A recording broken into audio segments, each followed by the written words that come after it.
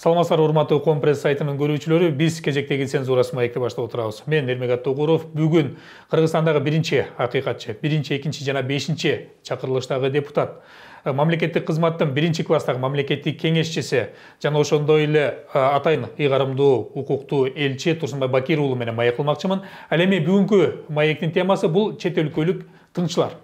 Же болбосо ушул чет өлкөлүк каражат менен каржыланып Кыргызстан аймагында иш алып барып жаткан бейөкмөт уюмдары тууралуу сөз кылмакчыбыз.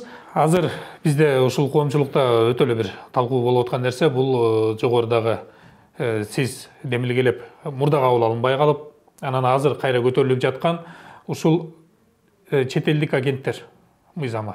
Бул эмне деген мыйзам? Бул менен эмнени биз көздөп жатабыз? Ал кабыл алынса эмне болот? Анын максаты кандай? Да, бир жолу салам алейкум сага инем жана бизди көрүүчүлөргө. Анан башынан эле кечирим сурап коеюн сенден, көрүүчүлөрдөн. Өткөндө тапчок болуп уруп калып, бүгүн жакшыраак болуп, убадамда туруп келип атам. Терең сыйлайм, силерди урматтайм. Ошон үчүн жок деп келдим. Эми сурооңорго жооп кетейин. Өткөндө ушул биздин мыйзамыбызды эскерткени жакшы өбүлгө түзүлүп калды. Анткени ага чейин унутулуп да калды. Өзгөчө ал 6-чы чакырылыштагы депутаттар былтыр 2021 жылы бир менин мыйзам окшош мыйзам кабыл алышты, бирок ал башка сөз менен айтканда жумшагыраак кабыл алынды да. Биз 2014 жылы мен жазган мыйзамда бейөкмөт уюмдарды бүт баарынын бюджеттери ачык болуш керек деп. То есть каяктан акча түшүп атат, эмне коротулуп атат, ким алып атат, эмне максатта пайдаланып атат, анан бир жылда бир жолу өзүнүн эсеп кысагын бериш керек мамлекетке деп. Бул бир эрежеси. Экинчи эрежеси болсо, эгерде Кыргызстандын мыйзамдуулугуна каршы чыкса, анан өзүнүн уставына каршы ишти жүргүзсө, анда бул уюмга юстиция министрлиги иликтөө жүргүзүп туруп, чет өлкөлүк тыңчы же болсо орусчасы агент деген статус берилет, ошол боюнча иштейт ал деп туруп. Ошондуктан азыркы мал Кактус медиа жараткан жаман өбөлгөнү биз ушул эстеткени колдондук. Ушу эски мыйзам бар эле, ушул мыйзамды колдонсок болот эле деп. Анткени көп эле түшүнбөй атат, мен үчүн Кактус медианы дейт, ал өзүнүн кайра көчүрүп алган макаласын өчүрүп салыптыр. Эмне үчүн аларга анда митинг кылып атасыңар деп. Мен эскертип кетет элем. Биринчиден, кайра басып алса да, бул Кыргызстанга каршы макала болсо аны басыш керек эмес эле. Эмне мында айтып атам, мен көп түшүнбөй, азырда Габаритовадан келдим. Тегеле койбойсуңарбы дейт. Кактус медиа дайыма жакшы макалаларды басат дейт. Мен айтып атам, Кыргызда жакшы макал бар. Жакшы болуш аста-аста, жаман болуш бир паста деп. Ооба, мүмкүн жакшы макалдарды басып аткандыр. Жаңылып калган жокпу жөн эле? Мисалы эми адамдык фактор деген да бар да. Мисалы ошол жерде деле бизге окшогон кабарчылар, бизге окшогон адистер отурат да. Айтканыңда жөн бар. Эгерде сага же мага тиешелүү болсо мейли эле, кечирет элек. Же болсо мына кече эчкини сифилис менен жуктуруп коюшту, да бир макаланы басып чыкты Кактус медиа. Бул уже кыргыздардын намысына тийип атат. Мейли бунда биз сен айткандай фактор деп койсок болот. Бул эми сенсация керек. Мүмкүн аудиториясы чоңойтойн деп атат дейт. Бирок мен айткан мисалда бул жерде уже мамлекет кызыкчылыгына катуу сокку болуп атат. Анткени Тажикстандан күтүлө турушат. Итак, канча жолу биздин чек арада чыр-чатак чыгарып атса, кыргыздар оодарып атты. Кактус медиа көчүрүлгөн макалада именно ушу Тажикстан дагы бир жолу бизге күнөөнү оодарып атат. Буну Кыргызстан биринчи баштады, Тажикстан мажбур жооп берди деп атат. Чыр-чатакты огатын кыргыздар баштаган дейт. Бул бизге чоң сокку болуп атат. Мен дайыма айтып атам, ушул Кактус медианы мага жакшы түшүнбөгөндөргө, мен мисалы 7 тилде эркин сүйлөйм. Анын бири фарс тили. Мен тажикче немелерди окудум, комментарийлерди. Алар айтышат, мына көрдүңөрбү, кыргыздар мойнуна алып атат дейт. Значит, кыргыздар адам-падам эмес дейт. Аларга согуш керек, алар тажиктер кырабыз дешип атат деп атат да. Ушундай Тажикстанда эмне болуп кетти, жаман болуп кетти. Анын ичинде эми 1-2 блогер бар экен. Алар адилеттүү карашып айтып атат, ишенбегиле дейт. Анткени бул Эмомали Рахмон режимин атайын чыгарган провокациясы деп атат. Бирок алар кулак салбайт экен. Мына кыргыздар өзү айтып атат дейт, Кактус медиа айтып атат деп. Ушундай ушул жерде кайра кайрылалы, азыр жанагы чет элдик агенттер болуп атат да. Мисалы эми буга чейин чет элдик агент деген эле сөздөр айтылып аткан. Эми бул жерде биз түз эле тыңчы деп макам берип калабызбы? Бул жерде мыйзамда төмөнкү иш болгондо, бул мыйзам 2014 жылы жазылган. Жогорку кеңешке сунушталган. Биринчи, экинчи окуудан өткөн. Өзү жогорку кеңеш регламенти боюнча бүт сунуштар биринчи экинчи регламентте киргизилет. Үчүнчү окууга келгенде жөн эле добуш берип кабыл алынат. Же болбосо редакциялык өзгөртүү киргизилет. Мисалы, агентти Муктубек Абдулдаев сунуш кылды. Агенттен орусча болуп калат экен, анан МПОлор каршы чыгып атат, шпион деп болуп калат экен. Тыңчы эле кыргызча айтайлы деп кыргызча сөз киргизди. Ошону биз кабыл алганбыз. Чет өлкөлүк тыңчылар деп туруп. Анан ушул мыйзамды 3-чү окуусуна келгенде бул жерде депутаттар менен президент ойноп кетти. Мен муну ачык эле айтып коеюн. Мына ошондо июндун аяктарында эл аралык комитетте Америка Кошмо Штаттары чакырды. Баарын чакырып мени чакырбап коюптур. Эмне десем, Вашингтон сизди жактырбайт дейт. Ошондуктан дейт, биз сизге билет алган жокпуз, акча бөлүп берген жокпуз, калган депутаттар учуп кетип дейт. Ачуң келип, анан кийин виза барды уже ачылганда. Өзүм акча таап, арзан билет алып алып туруп, Atlas Global деген компания чыккан экен. Вашингтонго учуп барып, Нью-Йоркко барсам уже кетип калышыптыр биздин депутаттар Вашингтонго. Жалаң сенатор, конгрессмендер менен жолугушууда. Ошондо Вашингтонго келип, сенатор менен жолугуп атканда, мен кирип келсем, депутаттар айтып калды, мына автору дейт. Биз сокпой ушуну согуңуз дейт. Караса 9 жолугуш болуптур. Американ сенатор, конгрессмендер менен. 9 жолугуштун 7-өсү şu çet өлкөлүк агенттери боюнча мыйзамга каршы и гейлерге каршы биздин мыйзамыбызды. Өкөндө мен авторлордун ичинде бармын. Мына автор келди, мага аударып коюшуп атпайбы? Ошондо мага катуу чабыл болду Америкада. Мен айттым, жок дедим. Мына чет өлкөлүк агенттер боюнча силер 1938 кабыл алгансыңар. Силер килейге мамлекет, силер кимди коркуп атасыңар дедим. Силерден кийин дедим, Орусия кабыл алды 2012-жылы. Ал да килейге мамлекет, супердержава. А бизге Кыргызстан өз Кудай айтып атат, кабыл алган. Биз болгон 12 000 аскерибиз бар. Кыргызстандын чек-арасы проходной двор. Ким кааласа кирип чыгат, ким кааласа чыгып кетет. Ошон үчүн бизге бул мыйзам керек десем, албайм дедим. Ушунда чабыл жасады. Аласыз. Албайм дедим ал мыйзамды атка. Бирок ошол кезде провокация жүрүп кетти. Каныбек Кеманалиев комитет төрагасы мени Кыргызстанга срочно чакыртып атат деп Америкадан биздин алдын учуп келди.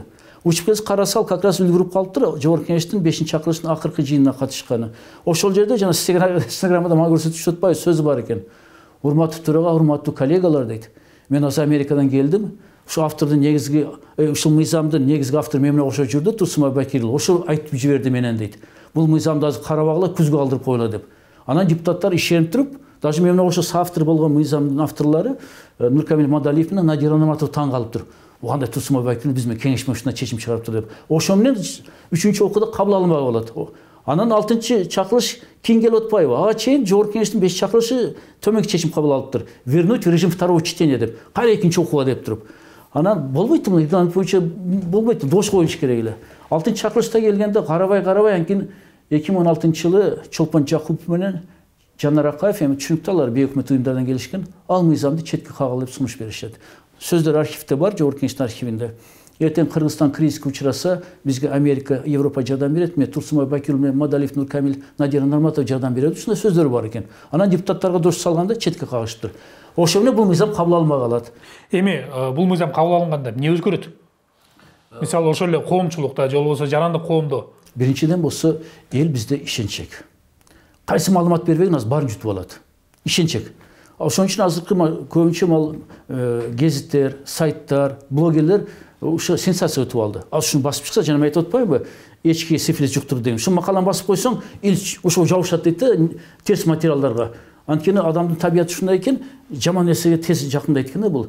Ошон үчүн мындай нерсени ылгаш үчүн сөзсүз биздин мыйзамда жазылган эле юстиция министрлиги иликтөө жүргүзүп туруп, эгерде чет өлкөдөн каржыланып, анан кийин өз уставынан чыгып кетсе, уставы бар да, ар бир министрлик юстицияда катталат да, ушунча устав менен каттатып кой, мен ушу устав менен иштейм деп.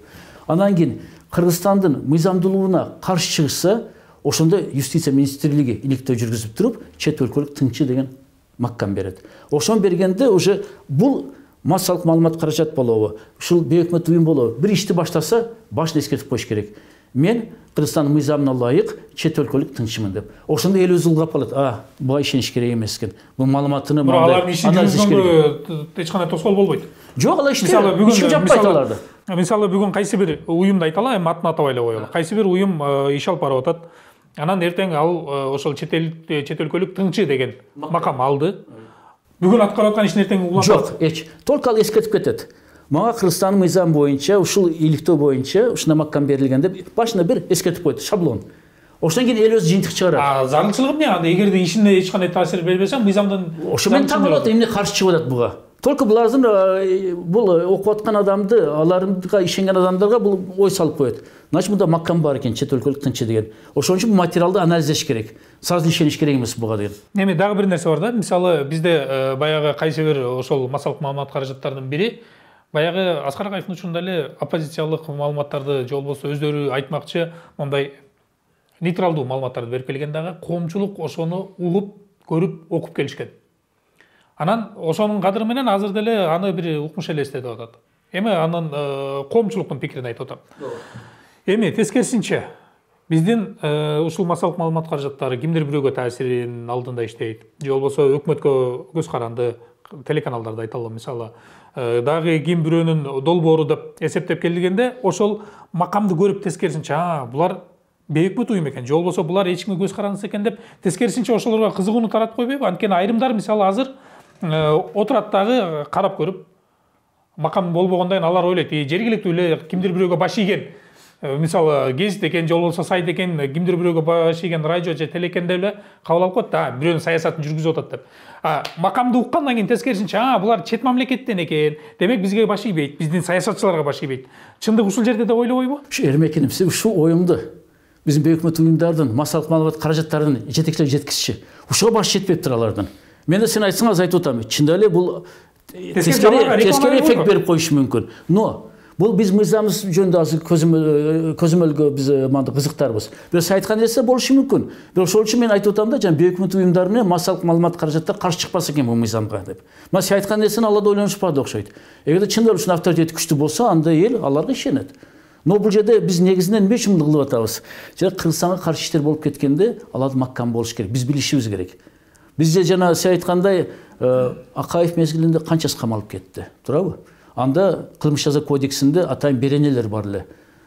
Камаш боюнча атайын провокацион материалдар басым. Бизде андай нерсе жок. Биз только маккам беребиз. Анан маккамды бергенде эл өзү айтат. Ишенейм, ишенбейм өзү жыйынтык чыгарат. Сен айткандай болушу мүмкүн болуп кетиши мүмкүн. Ооба, ол чет өлкөдөн каржыланып ушуга ишенсек болот экен деп. Бирок башка пикирде болушу мүмкүн. Жок, булар маккамы бар экен, биз ишенбейбиз. Бул кайсы материалга акча төлөсө ошону баса берет экен деген ой туулушу мүмкүн. Чет элдик агент деген, ошол чет элдик тыңчы деген макамды берүү менен алардын ишин тоскоолдукка учуратуу же ишин токтотуу, жаап салуу, Кыргызстандан чыгарып салуу деген пункттар барбы?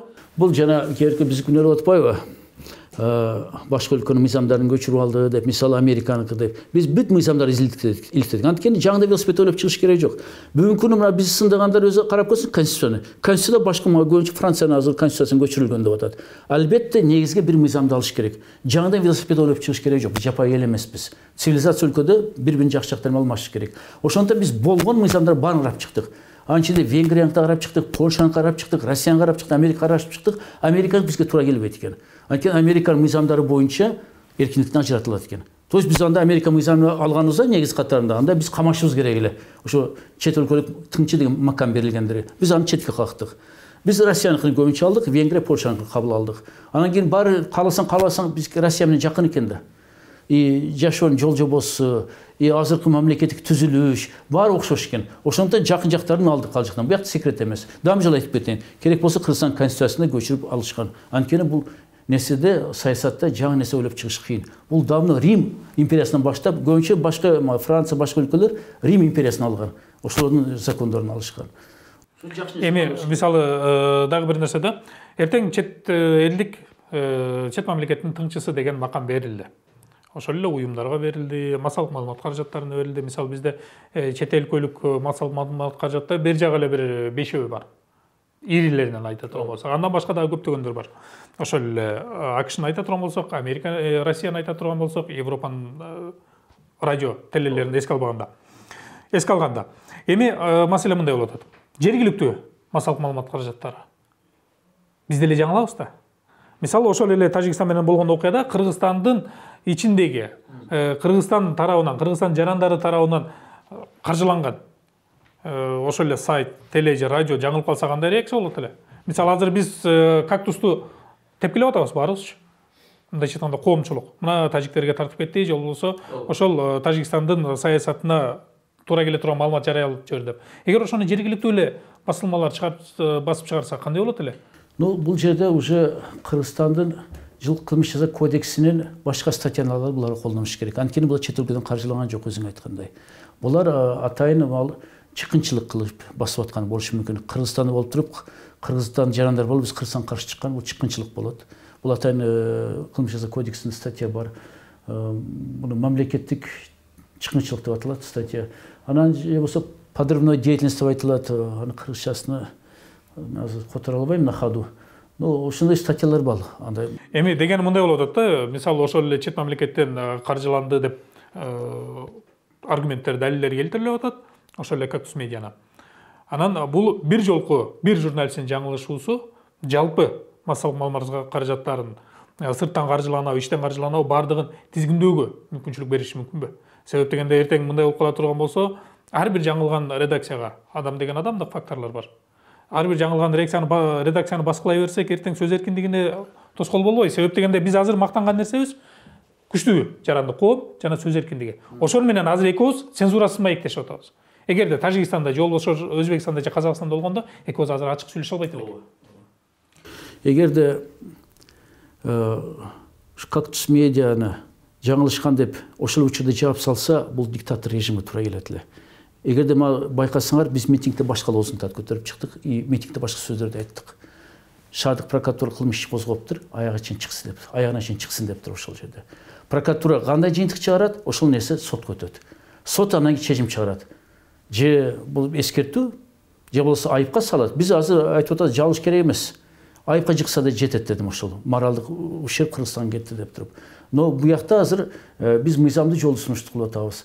Эгерде шаардык прокуратура ишти жаппай сот ишин алып барса, сот өз чечим чыгарат. Бул демократиялык маселе болот бул жерде. Жаап салса, эгерде чында эле ушундай тергөөчүлөр ушу аныктаса, значит бул атайын басылган деп анткени жана Азия плюс мен иликтеп көрдүм. Азия плюс Америка Кошмо Штаттары жагынан каржыланат экен. Мен таң калдым да. Кактус медиа муну пророссийский дейбиз. Айым үчүн проамериканский деп көчүрүп атат. Мен ушу башым жетпеди. Муну эми тергөөчүлөрдүн башы жетиптир, антип иликтешет алар. Анан бул иликтеп бүткөндөн кийин чечим чыгарса, сотко баш ийиш керек. Же болбосо апелляция бериш керек буякта. Но бул биздин мыйзамыбызга талабы тийиши жок. Бизги чет өлкө агенттерди биз экинчи талап койдук.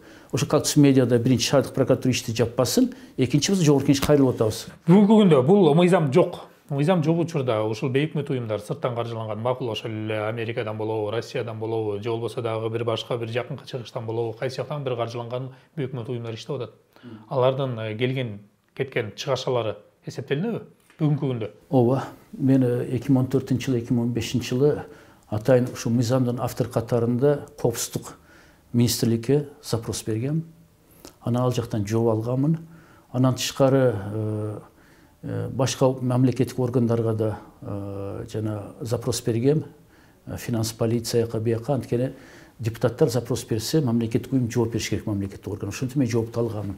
Анан тышкары калыс бололу деп туруп, мүмкүн толук эмес маалымат деп туруп, мен силердин коллегаңарга кайрылдым, журналисттерге. Ошондо дело номерде Вадим Ночевкиндин чоң макаласы чыкты, ким канча каржы алган ушу күнгө чейин деп туруп. Анан вечерин Бишкекте чыккан. Ошолордун баарын коштуруп жогорку кеңешке алып чыкканмын. Мына бул мамлекеттик эмес уюмдардын чогулткан маалыматын ушунча акча түшүптүр бейөкмөт уюмдарга, ушулар же саясатчыларга. Эми саясат биз скользь эле айттык, анткени биздин максатыбыз бейөкмөт уюмдар эле. Мына баланчы бейөкмөт уюм ушунча алды, пром тыйыныга чейин жаздык биз ушуну. Ушуну көзөмөлгө алайлы деп туруп. Анткени эмне кылганын биз билбей атабыз. Мисалы, бүгүнкү күнү алар отчет бербейби бүгүнгө чейин бербечиле алар. Бирок Бакыт Райымкулов деген депутатка рахмат, 6-чакырылышты бир жыл узартпадыбы срогуну. Ошондо коомчулуктун давлениясы негизинде ошо жумшак вариантын өткөздү. Анын жумшак варианты боюнча бүгүнкү күнү уже 21-жылы кирген ошо бейөкмөт уюмдарга кирген мыйзам өзгөртүүлөр боюнча бейөкмөт уюмдар өзүнүн бюджетин ачык кылат. 1-апрелге чейин ар жылы, мына азыр 1-апрелге келип атабы, мына биринчи жолу бейөкмөт уюмдар отчетту берет. Мына бизге ушунча акча түштү. Ушунчасын баланчынеси иштеттик, баланчысын айлыкка иштеттик, эмгек майына баланчыга биз үй алдык, имарат алдык, машина алдык, баарын көрсөтөт буякта. Но буякта бир нерсеси калып калды биздин мыйзамдан. Чет өлкөлүк тынчы деген маккама кирбей калган. Эми дагы бир нерсе, биз мисалы мектепте окуп бүтүп аткан маалда ушул бейөкмөт уюмдар иштерин баштады. Азыр биз НПО деп көрүп калбадыкпы? Бизден ошо көрөрмандарыбызга түшүнүктүү болуш үчүн НПО деп атап кете берели. НПОлор ишин баштады. Анан биз байкасак, алар көбүнчө жанагы тил үйрөтүү, ошол маалда жаңы келип аткан компьютерлерди үйрөтүү, программалоо, жөнөкөй нерседен баштады. Анткени биздин мектепте элементарный ошол компьютер жок болчу. Эң жөнөкөйү. Анан мындай алып караганда ошол маалда ошол уюмдар менен аралашып иштеп жүргөн балдар, кыздарды карай турган болсок, азыр жакшы бир ийгиликтерге жетишти. Ушул Кыргызстандын ичинде эле. Айрымдары чет мамлекетте иштеп атышат. Жакшы кызматтарда. Андан биз мамлекет эле пайда көрүп атат. Анан буларды карасак, биз ушинтип чектөөлөрдү көбөйтүп салсак, алар ишин таштап кетип калса, биздин ошол билим алуубузда айрым ошол эле бейөкмөт уюмдар билимге басым жасашат да. Же болбосо жанагы жеке инсандык өнүгүүгө басым жасаган. Алар дагы өзүн жыйналып алып кетип калса, кыргызча айтканда. Биз эртең бери ушул жаш муундун өз алдынча өнүгүүсүнө кедергисин тийгизип койбойбузбу? Анткени ата-энелер бардыгын эле өздөрү каалаган ошол окуучу балдарын кружокторго бере албайт да. Эрмегилим, сен жакшы мисалдарды келтирип атасың. Мен да жогорку кеңеште ушул мыйзамды алып чыкканда жакшы мисалдарды келтирдим. 2014-жылы бир 14 миңге жакын бейөкмөт уюмдар бар эле. Ошонун 99,9% мыйзамды бузбай уставына ылайык иштеп атат. Аялдардын укугун коргондо аялдардын укугун коргоп атат, майыптарды коргондо майыптарды коргоп атат, жаш балдарды укугун коргондо жаш балдар укугун коргоп атат. Сен айтканда айыл чарба болобу, жана билим берүү болобу ал иштешип атат. Но саясатташылып кеткен бейөкмөт уюмдар жөнүндө болуп атат. Уставында таптакыр нерселер жок. Мыйзамга жана каршы келет иштерди кылып атат. Бул жана саясатташылып кеткен бейөкмөт уюмдар. Булар көп болсо 10-15 эле. Ошолорду гана бүгүнкү күнү жок, мисалы мындай да. Жанагы тийсең тереке, тийбесең бутакка деген нерсе бар да. Анан кийин биз ошол жана саясатташып кеткен 10-15 уюмду мындайча айтканда ишин тескей издеп атып. Баардыгын бир бактын баарын кыйып албайбызбы? Жана бутак жалбырак салбырагы менен. Анткени алар баардыгы ошол эле бир мыйзамдын алкагына туура келип калып атат да. Анан алардын иштешине мисалы кыйынчылык болот. Же болбосо кимдери сөзүн мындай жөнөкөй айтканда таарнаттагы жыйналып алып кетип калса, биздин айылдагы компьютер көрбөгөн балдар билим албай калса, же болбосо сиз айтканда жана майыптар, аялдар жана башкалар. Эрмек, сен бияк туура маселени көтөрдүң. Ошол жалпы бизде эң көп Акаевтесиде сөз бар эле. Если Голландия страна тюльпанов, то Кыргызстан страна МПО деп чыкпадыбы эл аралык коомчулукка. Чындап эле бизде МПОлор көп. Ошол үчүн башка бирөөлөргө доо кетпесин. Көз түркөбөй эле башка МПОлор, көпчүлүк МПОлор мыкты иштеп атат. Мен өзүм да биринчи түзгөн МПОлордун жетекчилерине кошулам. 94-жылы 2 МПО түзгөнмүн. Кудайга шүкүр өкөдө иштеп атат. Бири Түрк ата коому, экинчиси Түрк атанын балдары деп. Бири улуттук ашчылыктар жардам берүү, экинчиси болсо кайрымдуулук коому, өкөдө иштеп атат. Кече мына суббота күнү 6-күнү ВФ центрге бардым, дагы бир МПО ачылды. Суда мени чакырышып атат. Ак бакыт деген ачылды. Андан нерселерди колдойм. Сен айткан нерселерди башында туура 90-жылдары мамлекеттин каражаты жок эле. Кедей мамлекеттик. Кризислер ошондо МПОлор жакшы жардам берди. Бирок бара азыр геополитика болуп атат. Геосаясий оюндар бияты күчөйүп атат. Геосаясат ким жүргүзөт? Чоң мамлекеттер. Ошо Кыргызстан эмес, Орто Азия жалпыга өзүнүн кызыкчылыгын таратабыз дегендер бул чоң державалар. Буну жаштырыш керек эмес. Америка Кошмо Штаттары, Россия Федерациясы, азыр Кытай, Иран, Түркия анча киришпей атат, но негизинен эки мамлекеттин карама-каршылыгы ушул жерде билинип атат да, Борбордук Азияда. Ошондуктан азыр бөлүп көрсөк, же бейөкмөт уюмдардын массалык каражаттар же Орусияга, же Америка тандык. Ортосунда өзгөлөр бар. Аяка бияк тартпай өздөрү күчү менен келип аткандар. Ошон үчүн бул жерде биз жана сөз тийбесин башка бейөкмөт уюмдарга. Мына ушуларга каршы деп мыйзамды алып атабыз да, бул жакшы жагы. Эгерде биз бул мыйзам албасак, ушу 10-15 бейөкмөт уюмдар үчүн саясатташып кеткен. Бүт МПОлор жаман көрүнөт эле. Сен айтканда мен да сөзүңө кошулам, өтө эле салымы күчтүү Кыргызстанга. Мүмкүн Кыргызстан мамлекетине караганда МПОлор салым кошду. Но саясатташып кетиш керек эмес да. Анткени саясатташып кеттиби? Бул жакта уже ойлогон. Кыргызстан мамлекети кызыкчыл эмес, чет өлкөнүн кызыкчыл болуп кетет. Митингдер, шайлоолор, мамлекет ишканалар ичине киришиш, бүт баары ушу чет өлкөнүн таасирлери болуп атат бизде.